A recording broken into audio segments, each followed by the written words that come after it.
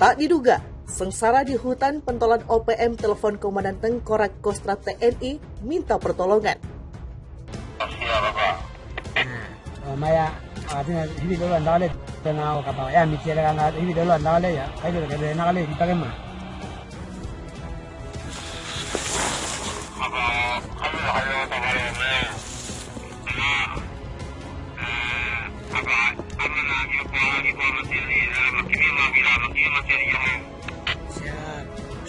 Siap, Miko.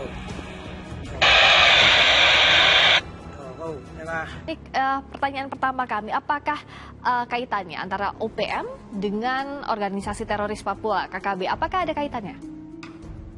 OPM singkatan dari Organisasi Papua Merdeka yang berdirinya tanggal 28 Juli tahun 1965 di kota Manokwari, Arfai. Itu OPM yang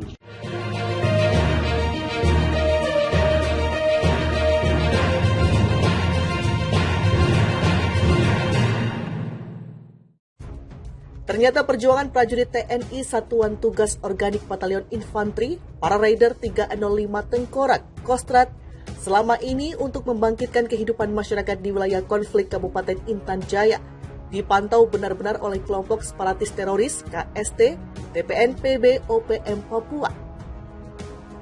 Walau KST OPM tak pernah masuk ke kampung apalagi kota Intan Jaya, mereka terhadang sekatan penjagaan ketat aparat keamanan. Namun di tengah hutan pegunungan Intan Jaya, mereka mengetahui betul bagaimana saat ini kehidupan masyarakat perlahan terkerek naik oleh berbagai program teritorial kemasyarakatan yang dijalankan pasukan Tengkorak di wilayah tersebut. Hal itu terbukti dengan mulai terbukanya hati para pentolan KST OPM untuk memberikan dukungan kepada TNI untuk terus membangun kehidupan di Intan Jaya yang sempat mati suri karena gangguan keamanan. Bahkan belum lama ini seorang pentolan OPM, yaitu Hengki Sani, tanpa sepengetahuan pasukan Tengkorak tiba-tiba secara sukarela membantu menyediakan kayu bakar untuk kebutuhan dapur bagi kesatria dari Karawang. Padahal selama ini Hengki Sani terkenal beringas dan kerap mengganggu aparat keamanan. Dan yang terbaru, dari Komandan Satgas Organik Yonif PR 305 Tengkorak, Letnan Kolonel Infanteri Andriansyah alias Raja Aibon Kogila, Hengki Sani mendadak menelponnya. Mau apa pentolan OPM itu menelpon Raja Aibon Kogila? Jadi ceritanya beberapa hari lalu saat sedang berdiskusi dengan Kapten Infanteri Puji dari Satgas Elang dan para perwira pasukan Tengkorak, seperti Mayor Infanteri Anjas, Kapten Infanteri Poltak, Kapten Infanteri Suryo, dan Letu Jeffrey, tiba-tiba handphone Raja Aibon Kogila berdering. Dan sangat mengejutkan, tak disangka-sangka yang menelpon itu adalah Hengki Sani. Dalam komunikasinya, Hengki menyampaikan ucapan terima kasih dirinya kepada Raja Aibon Kogila karena pasukan Tengkorak telah memperhatikan nasib masyarakat dengan baik. Hengki juga menceritakan bahwa ia secara diam-diam sering turun gunung dan masuk ke Intan Jaya untuk ikut bermain voli di lapangan yang dibangun pasukan Tengkorak di Kompleks Ceria Kampung Sambili.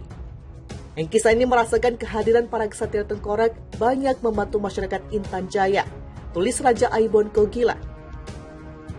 Selain itu, Hengki Sani mengutarakan niatnya untuk meminta pertolongan dari Raja Aibon Kogila. Ia sedang mengalami kesulitan ekonomi jelang perayaan Natal.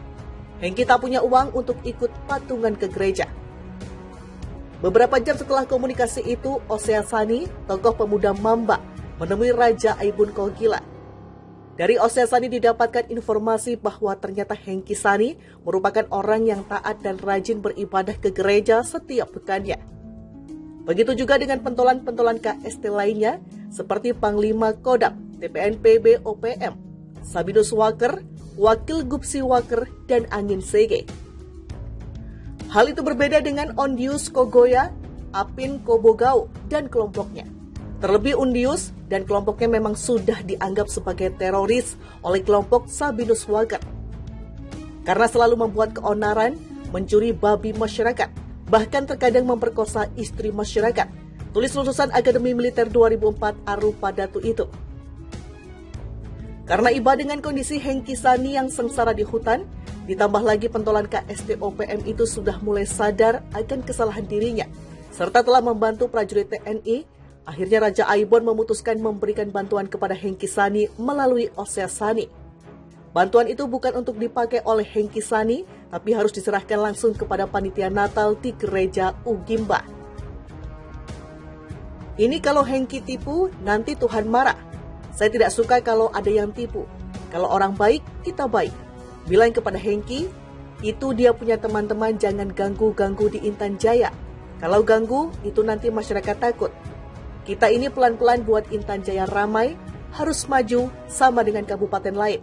Kata Raja Aibon Kogila berpesan kepada Hengki Sani melalui Osea Sani. Perlu diketahui sejak pasukan Tengkorak menginjakkan kaki pertama kali di Intan Jaya, daerah ini benar-benar horor.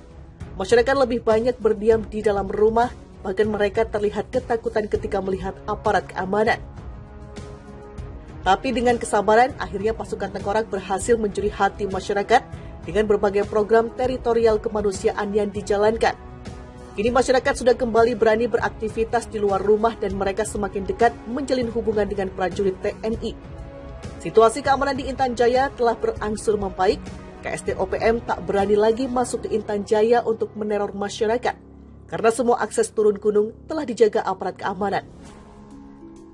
Ternyata perjuangan prajurit TNI Satuan Tugas Organik Batalion Infanteri, para Raider 305 Tengkorak, Kostrat, selama ini untuk membangkitkan kehidupan masyarakat di wilayah konflik Kabupaten Intan Jaya dipantau benar-benar oleh kelompok separatis teroris KST TPN PB OPM Papua.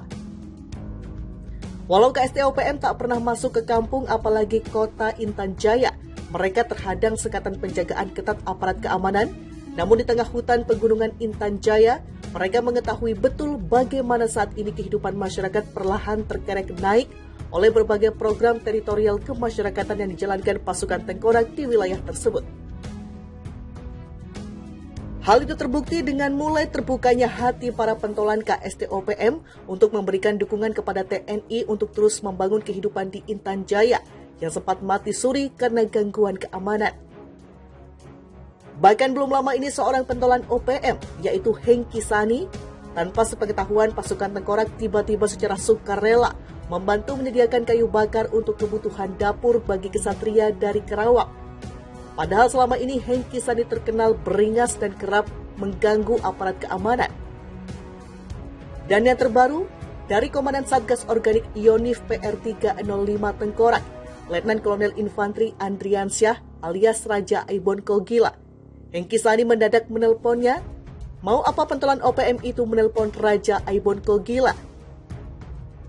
Jadi ceritanya beberapa hari lalu saat sedang berdiskusi dengan Kapten Infanteri Puji dari Satgas Elang dan para perwira pasukan Tengkorak, seperti Mayor Infanteri Anjas,